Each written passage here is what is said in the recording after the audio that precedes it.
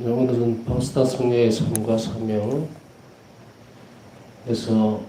파우스타 성녀의 삶을 간략한 일대기를 살펴보고 있습니다. 지난 시간에 말씀드렸던 것은 인간 영혼 안에 찾아오시는 하느님은 나이와 상관이 없다라는 것을 한번 살펴볼 수가 있었어요. 나이와 상관이 없다는 말은 갓 태어난 아이에게도 그런 것이 있을까라는 그런 것은 좀 억지인 것 같고, 물론 영원히 하느님 알아볼 수 있습니다. 충분히. 근데 표현이 안 되죠. 그러나 적어도 파우스타 성녀에게서 8살 때에 영원 안에 오신 하느님의 현존에 대해서 알게 되었다는 것은 8살이면 충분히 인지할 수 있는 나이가 되죠. 그래서 적어도 우리가 이상적으로 인지할 수 있는 나이가 되면은 충분히 하느님과의 일치에 대한 부분들, 혹은 하나님의 현존을 알 수 있다는 것으로 이해할 수가 있겠습니다. 이렇게 이제 제가 짚어주는 이유는 뭐냐면, 너는 뭐 학생이니까, 이제 국민학교 다니니까, 너는 중학생밖에 안 됐으니까 기도 안 해도 돼. 간단하게 하면 돼.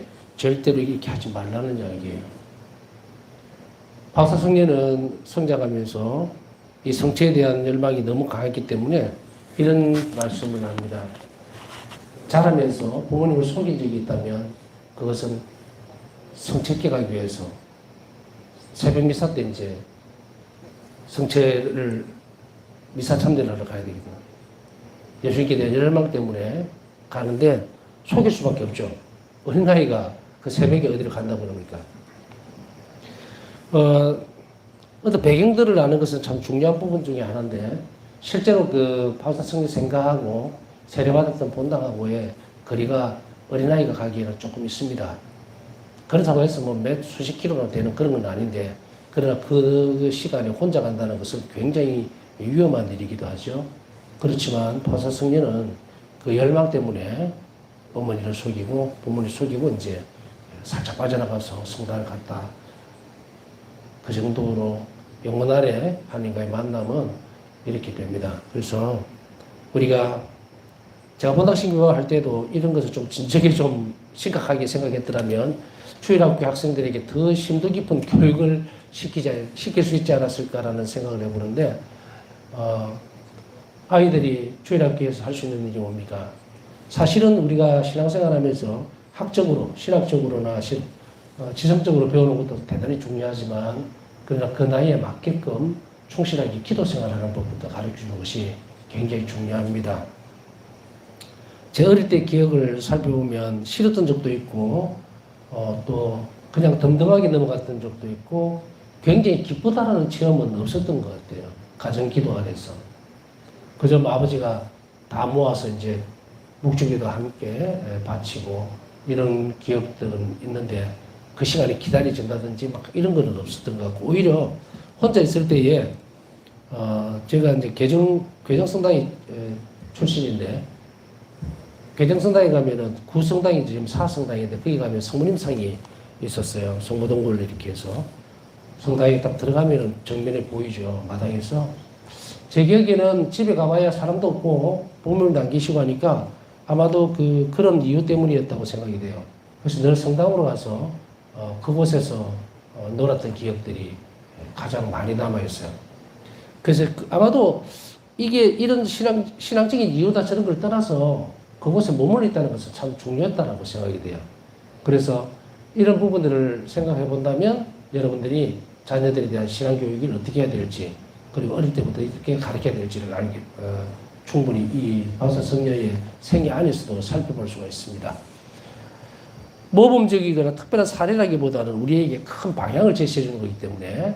자, 그 다음 두 번째로는 이 강의를 듣는 분들이 대부분 연로하신 분들이 많다고 생각하면 자녀들이 다 컸단 말이에요. 그럼 그 다음에 고민이 뭐냐면, 늘 강조해 왔지만 아이들이 신앙생활 안 합니다. 냉담 중입니다. 고해서는 안 보려고 합니다. 어떻게 해야 되겠습니까? 억지로 끌고 와야 되겠습니까? 아니면 시간 나는 대로 권고를 해야 되겠습니까? 이 상황에서는 영혼이 굳어 있기 때문에 아무리 말로 하면 오히려 그게 귀찮은 존재로서 되어집니다. 여러분들에게 만약에 예를 들어서 이만한 큰 얼음덩어리를 하나 준다고 생각했을 때 이거를 어떤 식으로 깨겠습니까? 이걸 입으로 깹니까? 안 되죠. 다른 도구를 써야 되겠죠.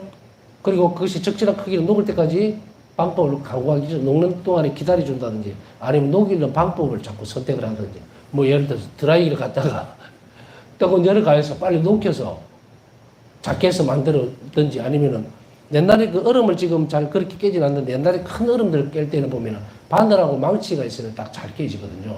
바늘, 굵은 바늘 딱 갖다 놓고 톡톡 치면은 금이 가면서 깨집니다. 자, 그렇게 해야 먹어진단 말이에요. 무슨 얘기를 하고 싶어 하겠어요, 제가?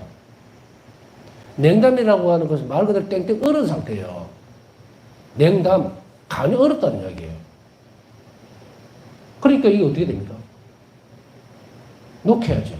스스로는 안 돼요. 그러니까 거기에다 충격을 가해버리면 더 밀려나겠죠? 그 어떻게 됩니까? 늘 매주골의 성모님 말씀을 한 번씩 드리긴 하는데 이때는 성모님이 분명히 방향 제시를 해줍니다. 너희 기도, 다시 한 묵중 끝에 너희 아이들의 지향을 매달아라 이런 표현을 쓴 다라매라. 지향을 두고 기도하라는 이야기죠. 이제 그거보다 더 강력한 것은 뭐냐면 자비기 되겠죠? 한자비 5단 기도 혹은 또 오세시 기도라든지 이 자비를 청하는 기도를 해서 그것이 녹혀야죠. 녹여지도록 은총을 그리고 흘러보내야지 내가 거기다 막 고민한다고 해서 되는 문제는 아닙니다. 제가 어릴 때 이렇게 교육을 못 시켰습니다. 그것도 아니고요. 또 보면 대부분 면담하다 보면은 자꾸 과거 얘기를 해요. 뭐 젊을 때는요. 제가 장가가기 전에는 아이들 참 착했고 뭐 성당도 열심히 하고 뭐 어쩌고 저쩌고 그 외면적으로 보지 말고 이제 내면적으로 살펴봤을 때에 제대로 된 신앙교육이 안 되어 있었다는 이야기겠죠. 부모님 눈에는 자식들이 아무리 큰 잘못을 저지도 착합니다. 내 자식은 참 착하거든요. 그러니까 이게 전부 우리 손주는 착하거든요. 우리 아들은 착하거든요. 며느리는 착하거든요. 근데 성당에는 안 나가요. 착한데 왜 성당을 안 나가요? 이상하죠? 그게 이제 죄의 개입이에요. 그래서 바우사 성녀가 어릴 때에 벌써 이런 열정의 영혼으로 예수님 모실 수 있었다는 것은 우리에게 어떻게 대하라는 거예요. 하나님을 대하는 방법에 있어서 우리 수준으로 맞추지 말라는 이야기입니다. 그래서 주일학교 아이들에게 뭐 요즘 아이들 교육도 잘 되는지 모르겠지만 이 아이들이 충실하게 있는 그대로 진지하게 주님을 만날 수 있도록 아이들이 못 알아들으니까 뭐 예수님이 계셨는데 말이다 이렇게 넘어가지 말라는 말이에요.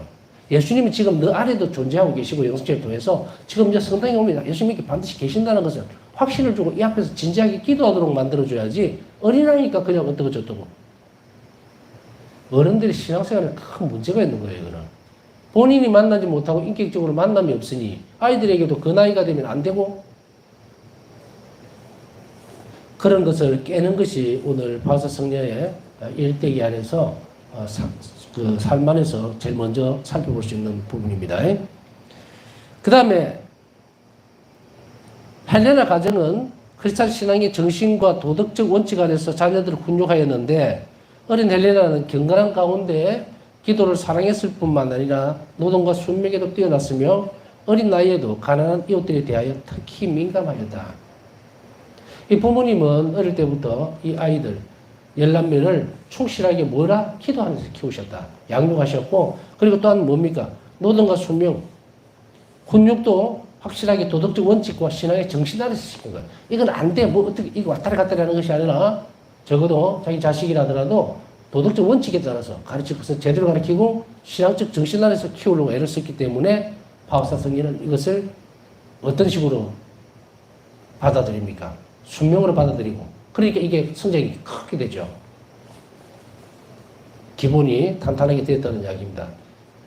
요즘 보면은 자녀들을 잘 낳지도 않을 분들은 뭐 어떻게 되는지 모르겠어요. 여하튼 또 자녀들 숫자도 한 명으로 2명 있으면 많다는 식으로 이런 식으로 되어가는 희한한 세상이 되어버렸는데 한 자녀를 키우다 보니까 아이들을 마음대로 방임해버리는 정말 엄청난 일들을 하고 있는 것 같아요. 그래서 내 아이가 하나밖에 없으니까 뭐든지 하고 싶어하는 대로 놔두고 방임을 해버리는 거예요. 근데 그것을 부모들은 뭐라고 생각하냐면 그걸 사랑이라고 착각을 하고 사는 거예요. 내 자식 건드리지 마. 내 아이들은 이 하나밖에 없는 자식은 귀하고 그 아이들을 얼마나 불행하게 만드는지는 생각을 못해요. 이렇게 보면 바우사 성인을 양육하셨던 부모님은 신앙적인 정신, 올바른 정신과 태도와 그리고 윤리적이거나 도덕적으로 확실하게 된과 안 됨, 이웃에게 피해를 주면 안 되고, 그리고 하느님을 사랑하는 사람은 이웃에게 어떻게 대해야 되고, 이런 것들을 철저하게 가르치신 거예요. 그 안에서 바오사 성녀는 순명하면서 이것을 받아들이는데, 그 앞전에 제가 무슨 말씀을 드렸어요? 이 가정은, 헬레나 가정은, 이 바오사 성녀의 가정은 기도로서 이루어진 가정이었어요. 바오사 성녀가, 전에 한번 잠깐 말씀드린 것 같은데, 바오사 성녀가 그 일기에서 그 말씀 하시죠? 내가 수도 생활 통틀어서 기도를 한다고 열심히 했지만, 당신 아버지처럼 그렇게 열렬하고 사랑으로 기도하는 것을 나는 보지 못했다. 이렇게 합니다. 어떤 뜻인지 아시겠죠? 자녀들을 위해서 기도하면서 열정으로 하느니가 깊이 살면 그 부분이 자녀들에게 옮겨가니 이 자녀들이 어떻게 됩니까? 경건하고 건실한 신앙인이 될 수밖에 없어요. 그러니까 그 가정 안에서 성인이 나오잖아요. 얼마나 중요한 것인가. 기도를 중심으로 해서 산다는 것은. 그리고 12살 때 학교에 입학했지만 3년도 채 다니지 못했습니다. 12살 때 학교에 입학을 했다는 것은 어떻게 됩니까? 12살이면 요즘 우리 군경이 졸업하는 나이가 12살인가요? 아주 늦었죠. 가난하다 보니까 이런 것들은 비일비재합니다. 뭐 지금 가면은 어느 나라든 가난해서 학교를 못 가면은 뭐 한참 오래 지난 뒤에 학교를 가기도 하고 아마 그런 시대였고 3년도 채 다니지 못했고 어려운 가정 형편 때문에 16살에 집을 떠나 알렉산드로에 있는 한 저택에 일하러 갔습니다. 바오사 성녀가 이제 가정에 도우미로 갔다는 이야기예요.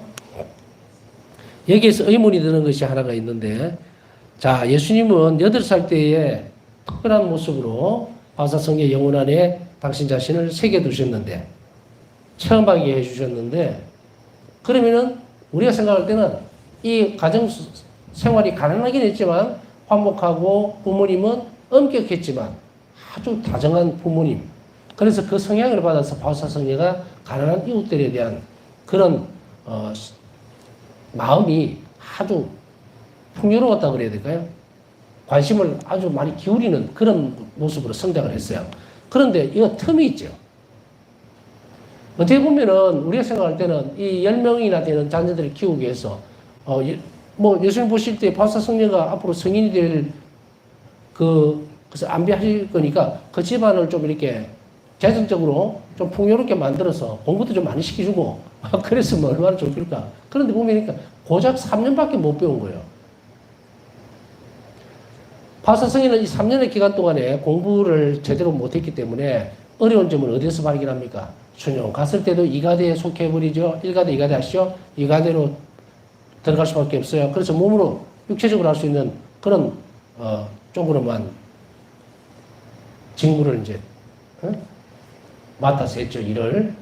그런데 소임을 맡아서 하셨는데, 자, 이렇게 보면 무엇을 얘기할 수 있을까? 만약에 우리가 보면 바오사 성녀가 아주 그냥 1가대에 들어가 있었다면 조금 우리가 거리가 또 둘 수 있는 부분들이 생길지도 몰라요. 평범한 부분이에요. 제대로 되지 못한 부분인데 바오사 성녀에게서는 이 3년이라는 이 시간 동안에 그래도 하느님은 글자는 쓰게 하신다는 거예요. 글자는. 일기를 쓰면서 가장 힘들어했던 부분은 3년밖에 못 배웠기 때문에 단어라든지 철자에 대해서 그렇게 지식적으로 꽉 차있지를 못했죠. 적어도 국민학교는 졸업해야 철자라든지 뭐 단어를 좀 구사할 텐데 이것 때문에 어려웠다라고 일기장에는 일기에서 표현을 하고는 있습니다. 그러나 어떻게 보면 저는 제 개인적으로 볼 때는 바오사 성녀가 초등학교 3학년밖에 못 나오셨지만 하는 것은 우리에게 있어서 학벌이든 뭐든 이런 것들을 다 파괴시켜버리는 그런 게 그렇게 중요하지 않다라고 하는 것을 우리에게 제시해주고 있지 않을까. 그래서 우리가 좀 더 용감하게 바오사 성녀를 닮아야 되겠다고 쉽게 떠나갈 수 있지 않을까. 자기가 있는 자리에서 그렇게 제시를 해주고 있는 것 같아요. 그래서 바오사 성녀는 평범하다가 평범하고 더 평범한. 그래서 누군가가 나는 너무 가방끈도 짧고 이래서 뭐 이거 내가 제대로 신앙생활을 하겠느냐 그런 이야기가 아예 없도록.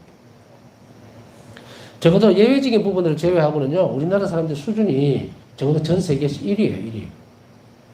문맹률이 없는 나라 중에 1위. 거의 없죠. 90% 이상 전부 다 아주 연로한 신분들은 제가 제외를 시켰습니다. 적어도 평균치를 냈을 때에 그런 거기 때문에 적어도 이 바우사성녀에 비했을 때에 우리는 훨씬 더 유리한 조건에 나와 있다는 이야기예요. 그래서 신앙생활 하면서 아니 나는 뭐 잘 배우지도 못해서 그 어려운 걸 배우겠습니까? 하는 소리는 절대로 해서는 안 되겠다. 자, 이 바우사성녀 이 모습을 우리에게 보여줌으로 해서 이제 우리는 좀 더 쉽게 이 바우사성녀가 제시해주고 있는 그런 영생의 길이나 자비신심에 대해서 용기를 내서 한 번 더 내딛게 됩니다. 그래서 그녀는 평범한 삶을 비범하게 만들었다가 끝났지만 비범한 삶을 만들기 위해서 평범한 삶을 가져갔다는 것. 바우사성녀 당신 자신도 평범한 사람이야. 평범한 사람이고 우리 동질성은 나도 평범한 사람이고 그죠? 여러분도 평범한 사람이야. 그러니까 이게 뭡니까? 전부 다 가능성을 다 열어놓은 거예요. 그러니 우리는 열심히 삶을 살아감으로 인해서 바우사성녀와 똑같이 될 수 있다는 가능성을 열어준 성인이 이분이라고 난 생각하는 거예요. 여러분이나 저나 뭐 지금 당장 순교하라 그러면 어떻게 될지 모릅니다. 순교는 오로지 하나님 은총으로만 이루어지는 것인데, 그러나 그 이전에도 여러분들이 성인이 될 수 있다면 바우사성녀의 이 길을 충실하게 잘 따라가고, 그리고 수가 죽을 필요가 없다. 내가 좀 잘못 덜 배웠고 사회적으로 그리고 이렇다 하더라도 그건 그렇게 큰 문제가 되지 않는다는 이야기입니다. 지금부터 잘 듣고 그리고 이것을 신앙으로 어떻게 바꿔나가느냐가 중요한 거예요. 자, 이제 가정생활에 우리에게 많은 교훈을 줍니다. 제시를 해줬죠. 자녀들 교육을 어떻게 시켜야 되는가에 대한 부분들. 그리고 우리 자신으로 돌아왔을 때는 바우사성녀가 이런 어려운 과정 속에서 살아갔지만 우리가 생각하고 있는 화려하고 잘 닦여있는 그 길로 가지는 않았다. 그래서 적어도 바우사성녀가 사회생활을 먼저 하고 수도원을 간 거예요. 그러니까 일찌감치 가정부로 취직을 함으로 인해서 무엇을 부과를 해줍니까? 어린 동생들 또 부모님을 도와야 되는 그 책무를 자녀로서 일을 할 수 있도록 그 기간을 뒀죠. 그래서 이것은 바로 계속 기도만 하고 충실하게 막 이렇게 살다가 어떻게 하다못해 가톨릭 기숙 학교라도 들어가서 이렇게가 수련을 갔다? 이게 보면은 좀 만들어지면 그렇게 만들어지면 참 좋겠는데, 그죠? 하느님은 그런 걸 허락하지 않았다.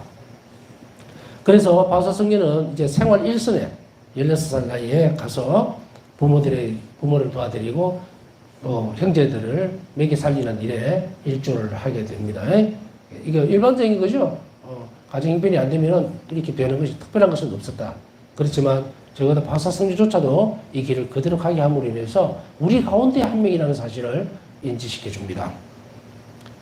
그곳에서 신비적 체험을 하게 됩니다. 자, 예수님은 가만두질 않아요.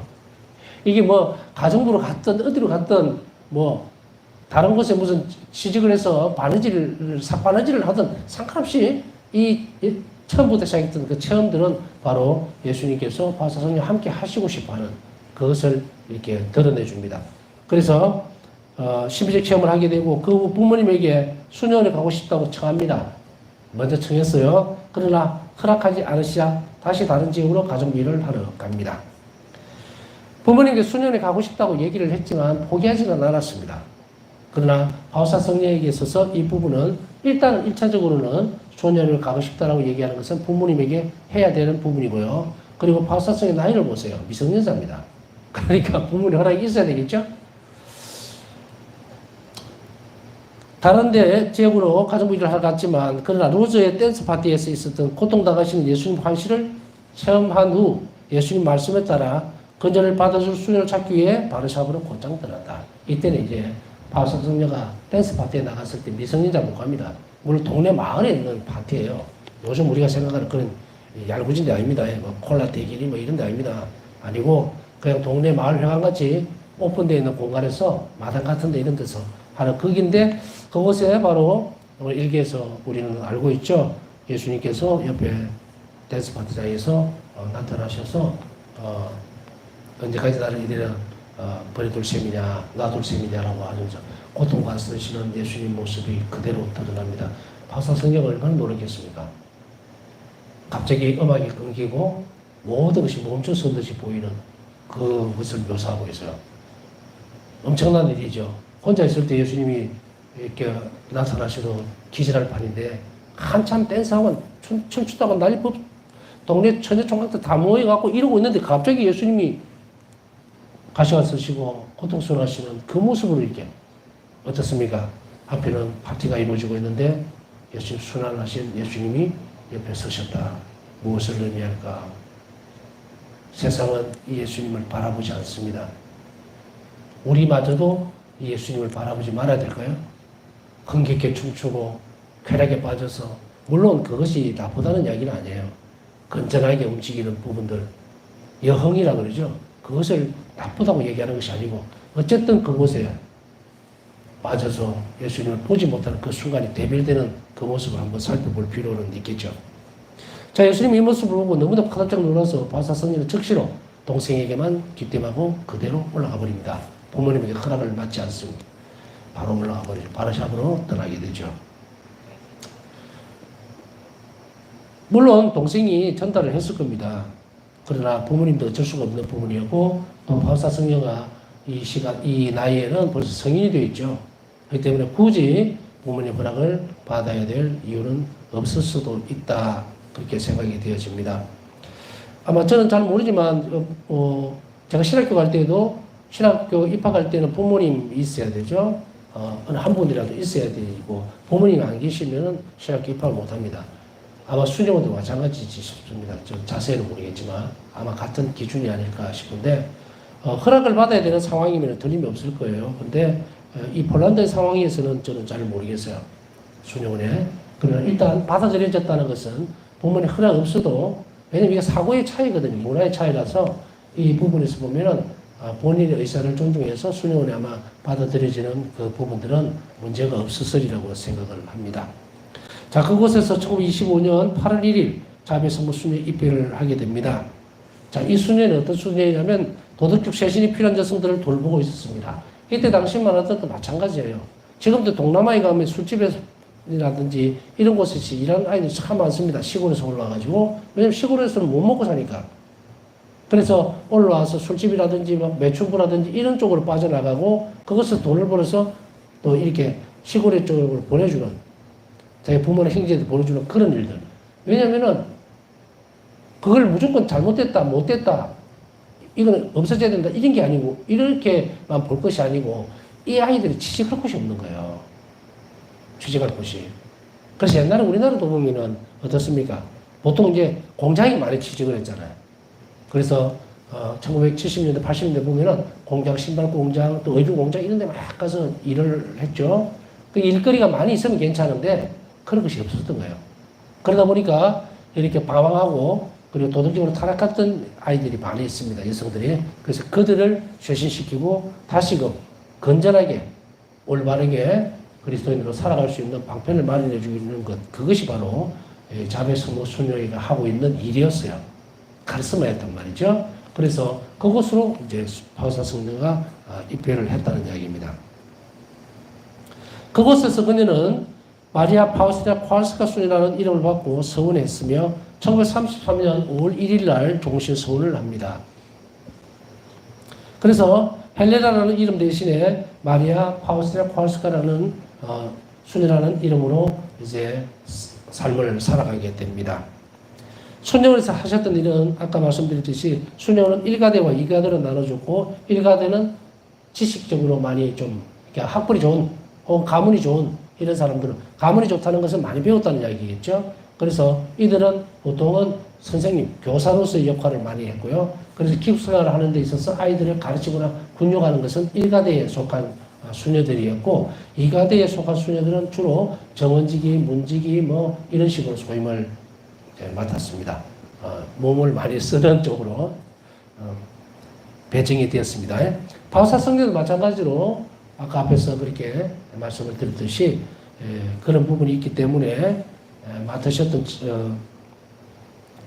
그러한 일들은, 소임은 요리사, 정원사, 문지기 등의 소임을 맡았습니다. 그러나 바사 성녀는 이게 어떤 것들도 불평을 하거나 하지는 않았고, 물론 소임을 맡았는데 그게 최선을 다할 수 있고 어려움은 있을 수 있습니다.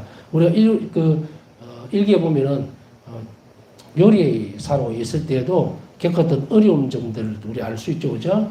가장 힘들었던 부분들이, 이 바사 성녀가 상고를 이렇게 보면 후반기로 접어들면서 이렇게 딱 보면 골격도 있고 좀 이렇게 힘도 좀 있게 생긴 호리호리하지 않는 그런 모습으로 되어 있는데 그것은 파우사성리가 이제 결핵을 앓으면서 부은 상태예요. 얼굴이 많이 붓고 이런 상태이기 때문에 그렇지 그 전에 모습하고 비교를 해보면 파우사성리 일기에서 감자 제일 힘들었던 것이 감자를 삶고 난 그 물을 이제 비워야 되는데 그걸 돌리기가 너무 힘들었다라고 얘기를 합니다.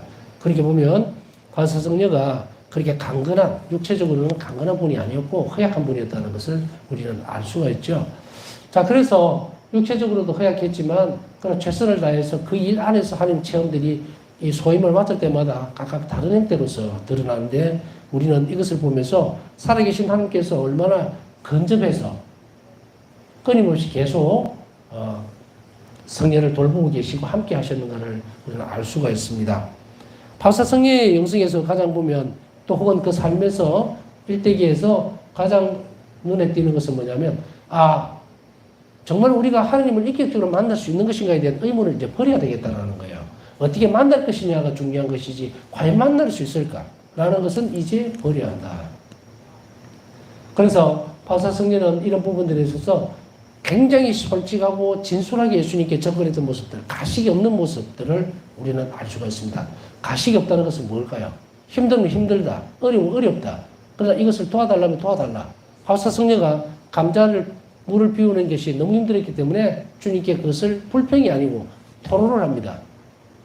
그랬을 때에 파우사성례는 이 부분들을 성덕으로 바꿀 수 있는 길을 예수님께서 열어주시죠. 그래서 그것을 안에 감자통에 물을 비우려고 하니까 안에 장미꽃이 가득 차 있고 감자는 하나도 없어지니까 저는 이 대목을 보면서 큰일 났다. 그래서 저녁에 수녀들 감자는 어쩌지 이런 생각을 해봤는데 그 뒷대목은 없어요. 여하튼 그것을 드러내면서 너무도 가벼운 모습들을 드러내는데 그 안에 왜 장미송이가 가득 차 있었을까요? 감자 대신에 장미송이 그냥 가볍게 하기 위해서는 빈통을 만들어주면 되잖아요. 사실 꽃이라는 것은요, 우리가 장미꽃도 하나님께 드리는 예물 중에 일종이잖아요. 그래서 우리가 성모성월이 되면 성모님께 장미꽃을 봉헌하죠. 그러면 이 통에 들었던 것이 뭐예요? 장미꽃은 기도에도 비유가 되고 많은 이유로서 장미를 사용하게 되는데 이 통 안에 가득 차 있었다는 것은 이 감자 안에 이 감자통을 비우는 일이 얼마나 엄청나게 큰 하나님께 드리는 기도였느냐 이 말이에요.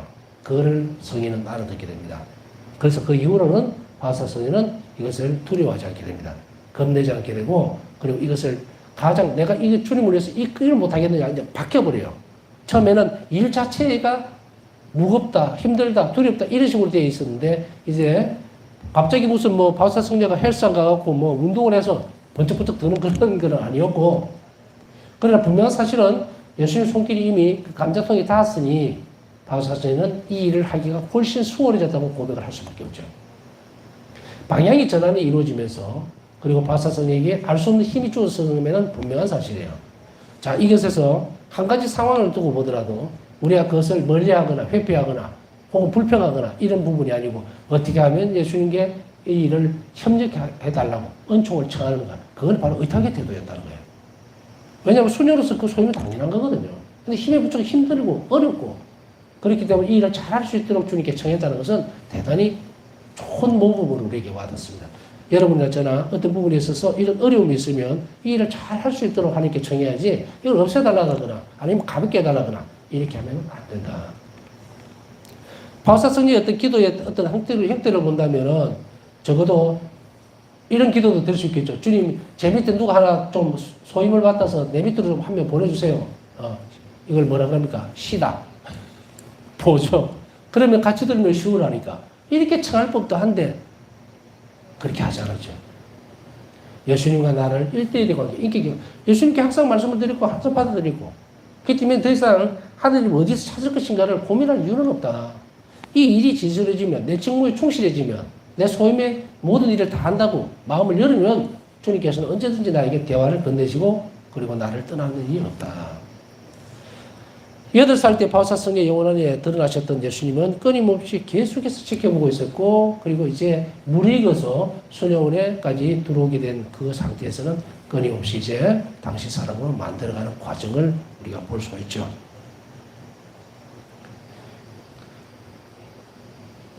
그 다음에 순영원에서 그녀는 이런 여러 가지 일들을 맡게 됐고요. 특히 문지기에서도 또 문지기 소임을 맡을 때 이런 일화도 알죠, 그죠? 일화가 아니고 있었던 일이죠. 젊은 청년이 찾아와서 굶주리고 있을 때 대접했던 것들, 이런 부분들.